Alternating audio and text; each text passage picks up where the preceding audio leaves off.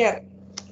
Tai iš tikrųjų, kaip ir minėjo kolegė, tai man taipogi nuotolinio mokymo metu, kuris iš tikrųjų yra dabar visiems labai aktuali problema, taipogi iškilo labai daug klausimų. Na, kadangi aš esu chemijos mokytoja, praktikė, tai man labai svarbu, kad ir vaikai iš tikrųjų neprarastų to patyrimo džiaugsmo, tyrinėjimo džiaugsmo.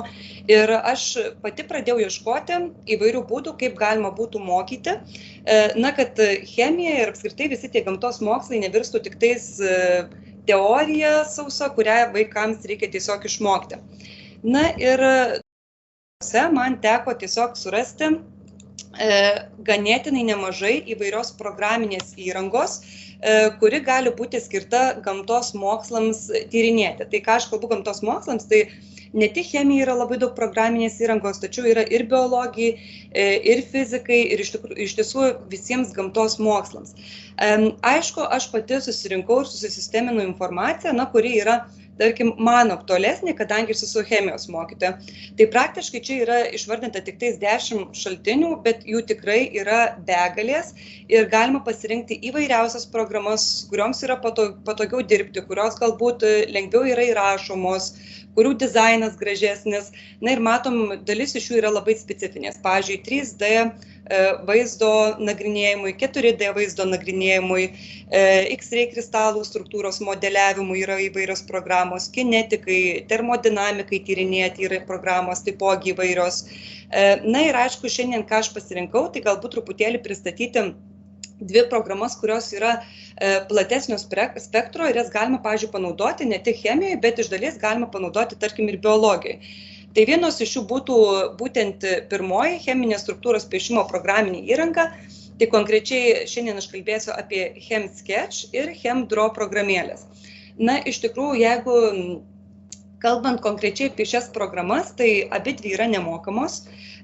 Abi programos yra laisvai prieinamos tiek mokytojams, tiek mokiniams. Ir šioje vietoje yra patogu tuo, kad aš galiu mokinius išmokyti dirbti su ta programa ir vėliau užduoti konkrečias užduotis, ką jie gali patyrinėti, ką jie gali ištirti arba ką jie gali užrašyti.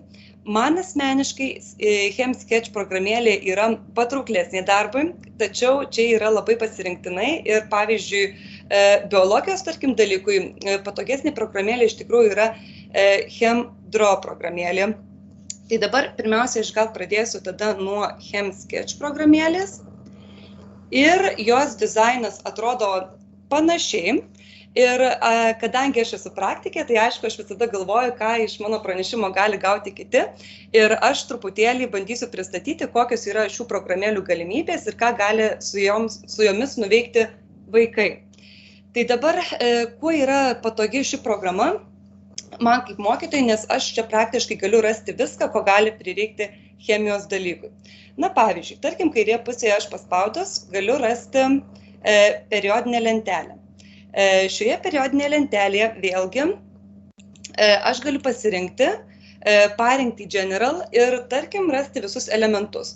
Jeigu man reikia detalesnės informacijos apie konkretų elementą, pavyzdžiui, anglį, aš paspaudžiu ant anglies ir aš matau visą informaciją. Ir atominį skaičių, ir atominę masę, taipogi matau, kas atrado, kada atrado, trumpą charakteristiką, atomo spindulį ir visą kitą informaciją, kuri man gali būti reikalinga, atlieka tam tikras užduotis.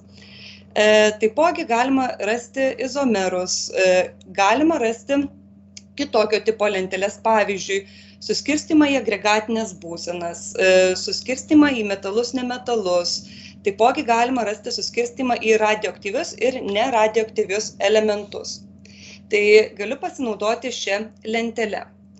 Kitas labai patogus dalykas, aišku, čia ir man yra labai didelis palengvinimas ir apskritai visiems mokytojams būtų nemažas palengvinimas, kad tiesiog nereikia piešti ranka, rašant elementus, o galima tiesiog pasinaudoti programą ir kurti įvairias struktūras, kurias aš noriu aptarti su mokiniais. Arba, pavyzdžiui, užduoti vaikams užduotis, kurie galėtų taipogi užrašyti ar formulės, ar junginius ir vėliau tiesiog įsaugoti PDF failų ir atsiųsti pasižiūrėti man. Aišku, čia ir be formulių galima taipogi rašyti įvairius tekstus. Ten pavadinkite kokias nors formulytės ar parašykite ką nors. Tai tiesiog mes pasiemam lauką, pasižymim ir čia galime rašyti.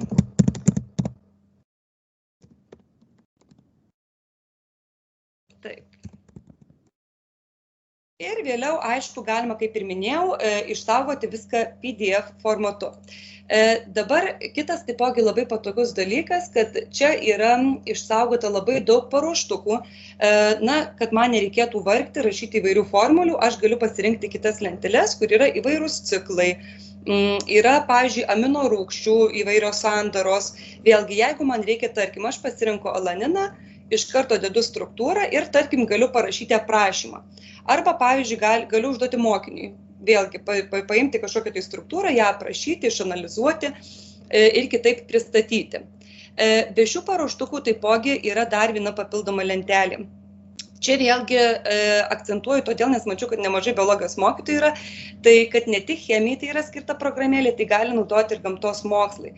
Pavyzdžiui, nagrinėti DNR struktūrą, nagrinėti RNR struktūrą, iš karto yra visi paruoštukai, tai ir visos bazės, ir viskas yra duota ir, pavyzdžiui, vaikas gali, tarkim, pasirinkti, na ir, tarkim, modeliuoti DNR arba RNR grandinę, ją truputėlį aprašyti, mokytis, iš ko sudaryta, na ir taip toliau.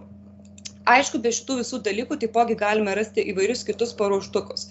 Tai, tarkim, galima rasti ir įvairias rodiklės. Tai mokiniai gali kurti įvairias schemas, tarkim, pristatyti tuos pačius ten Krebso ciklus, ar fotosintezė 1-2, ar chemijoje kažkokius ciklus. Irgi gali jie patys kūrybiškai viską dėliotis, formulės, rodiklės, paaiškinimus, nes irgi viskas yra, visi paruoštukai yra pateikti.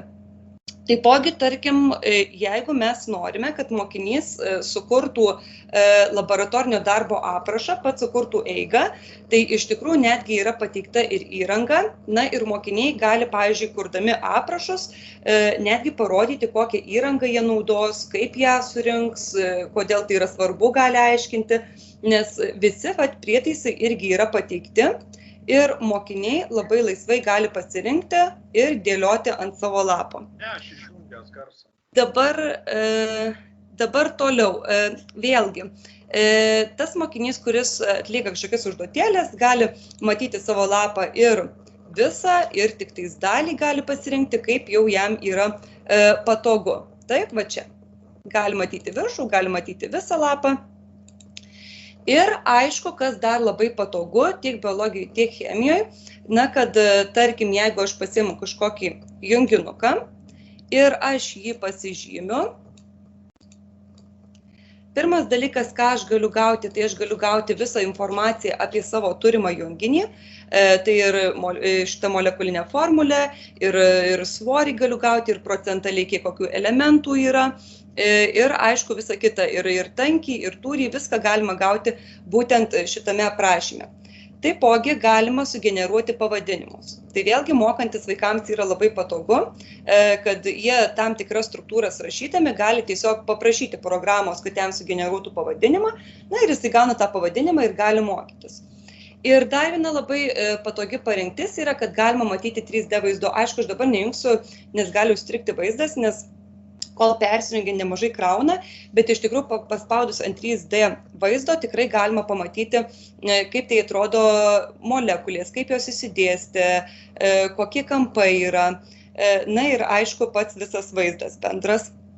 Tai ši programėlė praktiškai tam ir skirta tiek mokytojui palengvinti gyvenimą nuotolinio darbo metu, tiek aišku ir mokiniams sukurti, na, kažkokias didesnio iššūkio reikalaujančias užduotis ar kūrybiškumo reikalaujančias užduotis. Tai atrodo taip HemSketch, na ir aišku yra antroji programėlė, kuri atrodo štai taip, tai yra HemDraw programėlė. Jeigu iš tikrųjų žiūrėti pasauliniu mastu, tai pasauliniu mastu mokslininkai labiau kažkodėl linkę rinktis HemDraw programėlę. Aišku, jie atrodo tokia truputėlį lyg ir senesnio leidimo, bet iš tikrųjų jie turi ir vieną minusą. Ją gali siųstis iš skirtingi mokytojai, tačiau reikia susirasti kuriam dalykui. Nes chemija jie atrodo vienaip, biologija jie atrodo kitaip.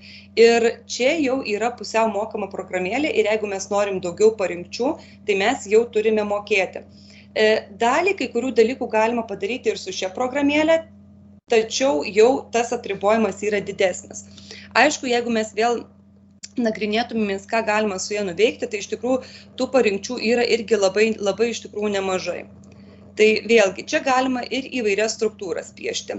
Galima vėlgi irgi pasirinkti, jeigu kalbėti konkrečiai apie biologus, ir DNR įvairias struktūras. Galima pasirinkti ir įvairius ciklus, ir aromatinius visokiausius darinius. Tai vėlgi su ta programėlė taipogi galima nuveikti tikrai nemažai ir vaikams tikrai galima sukurti ganėtinai daug ir kūrybiškų užduočių, kurie galėtų patys tyrinėti. Tačiau, aš kaip ir minėjau, jau ši programa yra iš dalies mokama ir jos parsisiuntimas truputėlį komplikuotas, nes siunčiantis reikia ten įvairių kodų ir identifikavimo, ir aktyvavimo kodų. Tai iš tikrųjų su šita programėlė daugiau vargo, ir su jai įprasti dirbti irgi reikia truputėlį daugiau pastangų. Tačiau, kaip ir minėjau, tikrai galima daug ką nuveikti. Vėlgi, jeigu aš noriu kažką pasirinkti, kažkokią struktūrą paruoštą, aš ją galiu rinktis ir man nereikės piešti pačiai, o tiesiog dedu ant lapo ir galima su vaikais nagrinėti tiek nuotolinio darbo metu, tiek, kaip ir minėjau, vaikai gali patys atlikti jūsų paskirtas užduotis, konvertuoti į PDF failus, atsiųsti vertinimui. Tai labai trumpai aš tiesiog, kad iš tikrųjų informacinės technologijos į gamtos mokslus gali būti integruojamos ir ganėtinai plačiaja prasme, ir ypač, manau, tai yra aktualu nuotolinio darbo metu. Ir iš tikrųjų, jeigu kažkas nesate naudoję, tačiau susidomėjote, tai galite drąsiai rašyti, tikrai pasidalinsiu savo patirtimi ir padėsiu įvaldyti tam tikras programas. Tai šiandien iš mano pusės būtų tiek.